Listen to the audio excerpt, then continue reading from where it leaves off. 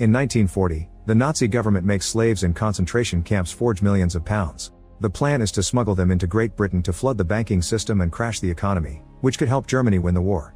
Once all the fake bills are in suitcases, they're sent out in trains. One night, the women in an important arms factory in Birmingham, England have to keep working while the city is being bombed by German planes.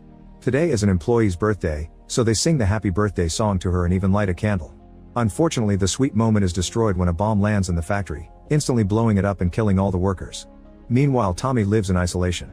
He used to be the leader of the Peaky Blinders, the most powerful gang in England, but now he is alone in the countryside writing his biography. In the morning, his assistant Johnny informs him that their hometown Birmingham has been bombed, but Tommy shows no reaction. Johnny also shares that he bumped into a woman fleeing town and she recognized him from the old days. She asked if he knew what happened to Tommy, calling him the king of all the gypsies. Johnny told her that Tommy withdrew from this world to write. While Tommy is working on his book, he hears the phone ring. When he leaves the table to disconnect it, he notices someone running in his yard. After a moment of tension, he slams the table in frustration. He decides to go for a walk and finds a red scarf on a branch. Later, while he's writing, he reveals that lately he's been haunted by visions of his dead daughter. However, the scarf is real and he can't explain how it got there. Since the presence of the scarf bothers him, he decides to hang it on his brother's grave. In the afternoon, Tommy is visited by his sister Ada, who tells him what happened to the factory. She wants Tommy to come back and help, but he refuses because he has to deal with his mental ghosts. Ada scolds him, pointing out that he hasn't seen his sons in years. However, Tommy says he was never a true father. A frustrated Ada updates him anyway. His son Charles is on the front line in North Africa, and his other son Duke is the new leader of the Peaky Blinders. Unfortunately, he's getting the gang in big trouble, and Ada is afraid he'll be hung by the law or lynched by the locals.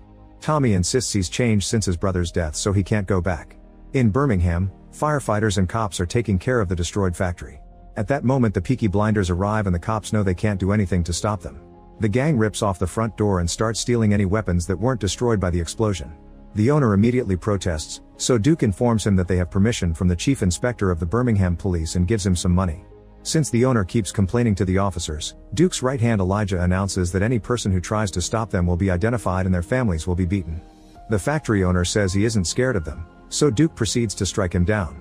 His employees immediately react, so the Peaky Blinders beat them up too, easily winning the fight. Once the civilians have stopped interfering, the gang finishes taking all the weapons they can find. Moments later, Ada returns to Birmingham and picks up her son Carl before heading to the factory. However, the workers immediately call her out for daring to show her face since the Peaky Blinders made everything worse.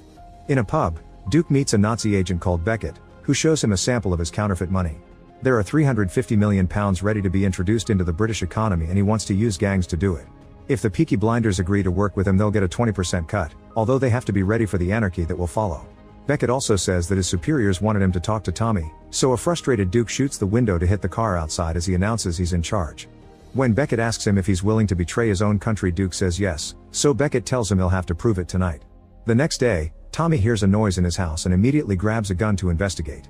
On a table, he finds a note that says follow the open windows. Tommy does so until he finds Carlo reading his book. He points his gun at her, but a closer look leaves him in shock since she looks a lot like Duke's dead mother Zelda.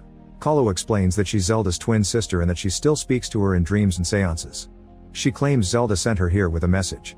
The twins are gypsies, and Duke is getting involved with evil people who will destroy the gypsy people. If Tommy agrees to come back and stop his son, Carlo promises to help him find inner peace. Suddenly, Johnny bursts into the room with a gun because he thinks there's an intruder, but Tommy surprises him by saying that Carlo is their guest. In private, Johnny tells Tommy that Carlo takes advantage of grieving mothers by claiming to contact the spirits of the sons lost in war.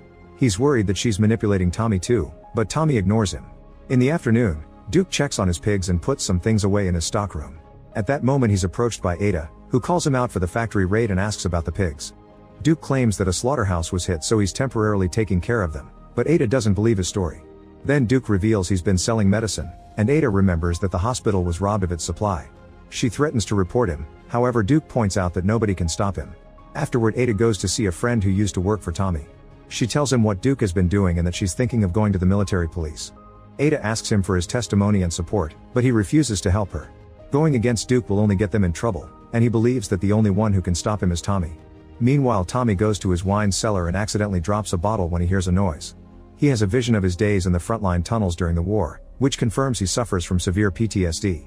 In his book, he writes that he brought the war to his home. To be able to sleep, he needs to smoke. Later, he's startled awake by Carlo, who brings him the scarf and asks about his brother. Tommy refuses to talk about it, but Carlo keeps pushing, claiming she's actually Zelda using her sister's body. When Tommy doesn't believe her, she says the scarf was left by his daughter and that she spoke to his brother, quoting what Tommy said to the grave as proof. Now he's intrigued and wants to know more, but she'll only share more if he agrees to help Duke. Tommy says he isn't that man anymore, so she offers to help him bring his old self back. Then they start getting naughty while she talks about their old secret spot for dates as more proof that she's Zelda. When they're done, Carlo tells Tommy that his brother doesn't blame him for his death and everyone believes he self-deleted. Tommy tries to shut her up, revealing that the brother stole his car, so Tommy went after him. Overwhelmed by guilt, Tommy admits what happened. The night had been foggy and his brother had smoked too much, so he thought Tommy was the devil. In the struggle, Tommy accidentally killed him. Carlo comforts him, saying that Tommy has to let go. He couldn't save his daughter or his brother, but he can still save his son. In the evening, Birmingham is bombed again. People rush to the shelters and Ada takes the chance to talk to all the locals at the same time. She wants to stop Duke, but she'll need their testimonies to go to the military police. Meanwhile, Duke meets with Beckett and Virgil, the deputy head of the British Fascist League. Virgil will help distribute the fake money across the country, so he wants to discuss the details. Duke shares his plan to use 3 canal boats to collect the cash, which impresses Virgil. Then Beckett reveals he's received intel that marks Virgil as a traitor and therefore can't be trusted. Duke immediately shoots Virgil, who tries to crawl away while slowly bleeding out. Duke shoots him a second time to kill him, but Beckett orders him to use all his bullets on him. Afterward, Duke is left in a very anxious state, so Beckett assures him that he works with extremely important people and Duke will be protected. Soon Duke will have to take the boats to Liverpool and collect the money, but for now Duke must get rid of the body. After Beckett leaves, Duke smashes a bottle in frustration. Then he feeds the body to the pigs. In Liverpool, the ships with the suitcases full of money finally arrive. The next morning, Tommy finds himself alone in bed with the scarf. After putting it back on his brother's grave, he finally decides to act. He puts on his old clothes and gets his car, announcing he's going to Birmingham. A very worried Johnny thinks this is crazy and volunteers to go with him. In the meantime, Duke wakes up after spending the night with a woman. He realizes he still has Virgil's clothes, so he burns them. At that moment he's approached by Beckett, who tells him what Ada did in the shelter. He wants Duke to kill her before she goes to the military police. Beckett also says he's ashamed of his son, but he'd be very proud of Duke if he was his child. Afterward, Duke follows Ada and Carl around town and hides in a phone booth where he can pull off the perfect shot. However, his feelings for his family don't allow him to do it, so he smashes the phone in fury. He continues to follow her and notices a car stopping near her. When Beckett comes out, Duke yells to warn her. Unfortunately, it's too late. Beckett shoots her a few times to kill her and steals the bag with the testimonies. Before leaving, he tells Duke that he didn't make him proud. Carl has a breakdown and Duke can only stare, feeling helpless. On the road, Tommy stops the car and comes out to stare at Ada's ghost, which makes him realize she's dead. Minutes later, he arrives at the crime scene and a cop tells him that Duke was involved in Ada's death. Tommy sends Johnny to the mortuary to guard Ada's body while he takes care of the rest. At the pub, Tommy stops the music before asking for Duke. The locals immediately insult him and confront him for his attitude. When things are about to escalate, Elijah realizes that this is Tommy and informs the crowd. Everyone backs off except a soldier who doesn't recognize the name and points his gun at him. Tommy responds by putting a grenade inside his shirt, so the guy runs out of the pub in panic and blows up. Then Tommy picks up the soldier's gun and shoots the record player, forcing Elijah to take him to his son. In the stockroom, Duke packs a few things and tries to leave. However, Tommy finds him and throws him in the mud. He also takes the medicine bags and starts throwing them at Duke while scolding him for crossing all the lines. After Tommy kicks him, Duke explains that he wasn't able to kill Ada because he's still loyal to his family. However, he sins often because sin is the only thing his father left him. He angrily tackles Tommy and they start fighting in the mud. Tommy easily overpowers him and forces Duke to tell him about Beckett and the plan. Afterward, Tommy goes to the mortuary and takes Johnny's gun before sending him away. He then talks to Ada's body, saying he should have come sooner when she asked. He also admits that he killed their brother and it wasn't an accident because he had been drunk and full of rage. Tommy explains he killed his brother to be free of him. But after so many family deaths, he swears something good will come from all the bad. When he leaves the mortuary, he's in tears. As soon as he steps outside, Tommy finds Beckett and they start shooting each other. The horses protest in fear while the guys run from spot to spot, trying to stay hidden. Beckett tries to convince Tommy that Hitler is right about cleaning society of the bad blood and thinks that ending the war with banknotes is better than bombs. When Beckett wastes his last bullets, he pushes the horses to use them as cover and runs while they block the alley. Tommy then gets on a horse and rides through the streets, where the locals welcome him back like a king. In the pub, Duke is drowning his guilt in alcohol. Carlo visits him and explains that Zelda's spirit once told her that Tommy and Duke would one day work together, so this is Duke's chance to do what is right. She also gives him a bullet and tells him that after they take care of the Nazis, Duke must kill Tommy. Carlo promised him mental peace, and this is the only way to achieve it. If Tommy dies, Duke can become the new Gypsy King. which is what his mother always wanted. When Carlo leaves the pub, she bumps into Tommy and tells him Duke will help him, but Tommy says that first he needs a gypsy cart. Inside, Duke flips a coin to come to terms with his decision. Tommy comes in and pours a drink for both of them while Duke agrees to help him kill Beckett. Moments later, family and friends gather for Ada's funeral. The body is put inside a gypsy cart with a few photographs and Tommy sets it on fire, watching the flames as he deals with his grief. That night, Duke calls Beckett to warn him that Tommy will go after him. However, Duke still wants to help, so Beckett agrees to pay him $70 million for finishing the plan. Meanwhile, Tommy is watching the ashes that used to be the cart. At that moment he's visited by dockyard boss Stagg, who gives him all the information about the suspicious warehouse and boats on the dock. When Duke arrives, Tommy introduces him to Stagg and announces he's decided to trust his son. Then the men make a plan using Stagg's intel. Tommy wants to use the Waterloo Tunnel, so Stagg points out that it was sealed off after half of it collapsed. However, Tommy assures him he'll find a way in. On the way to Liverpool, Tommy keeps writing his book and dedicates it to his children. He mentions that Duke should be his natural heir, but tonight's mission is a test that will reveal his true nature. Eventually Tommy finds the sealed entrance to the Waterloo Tunnel and asks Carlo for help. Her cousins immediately use their tools to start cutting down the gate. While they wait, Tommy asks Carlo to read his palm.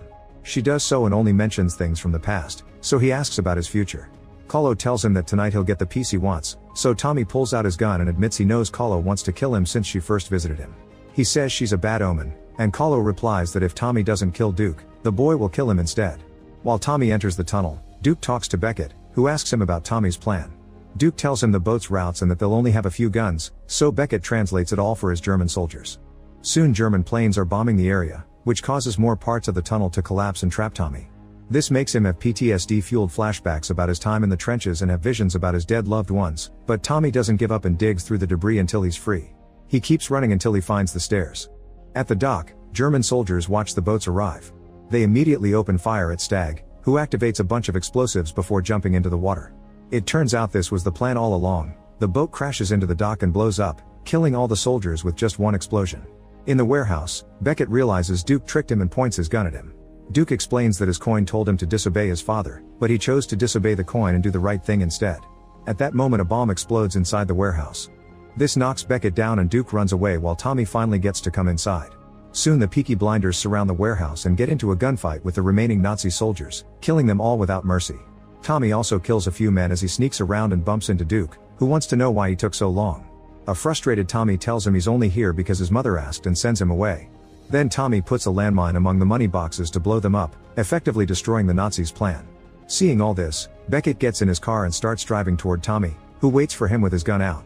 Beckett shoots him in the stomach twice before Tommy shoots him in the head. The car keeps moving and Tommy opens his arms to wait for the end, but Duke tackles him and the car crashes into the wall instead. As Tommy collapses and the gang surrounds them, Tommy gives Duke a gun and asks him to end it. At first Duke refuses, but Tommy insists, so Duke pulls the trigger. The Peaky Blinders say goodbye to their boss and Duke cries as Tommy dies reciting a poem. The gang calls Duke the new Gypsy King, so Duke tells them to burn any fake money that may remain. Sometime later, Carlo collects Tommy's book and gives it to Duke. The gang gathers around a cart containing Tommy's body, some photographs, and the last fake bills. Duke sets it on fire and the group stays for hours around the pyre to offer a proper goodbye. Make sure to subscribe and turn on notifications so you can watch more videos like this. Thanks for watching.